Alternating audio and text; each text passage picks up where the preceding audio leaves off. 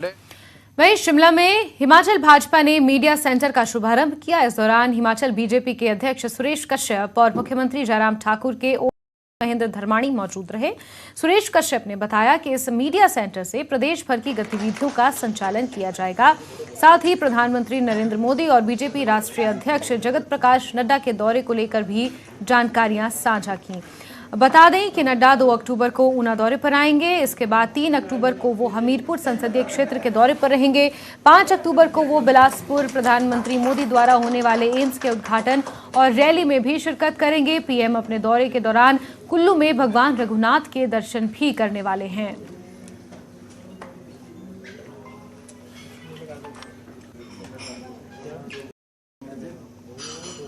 Mobilisation की दृष्टि से पूरे प्रदेश भर से हमारा जो माननीय प्रधानमंत्री जी की रैली है, उसके लिए हर विधानसभा क्षेत्र से हमने लक्ष्य रखा है। हमने टारगेट सभी विधानसभा क्षेत्रों को दिया है और विशेष रूप से जो फोकस रहेगा हमारा बिलासपुर और हमीरपुर और ऊना जिला के ऊपर रहेगा। इसके अलावा मंडी, शिमला संसदीय क्षेत्र से भी और पूरे प्रदेश भर से हमने कार्यकर्ताओं का आह्वान किया है कि माननीय मोदी जी की रैली में पहुंचे।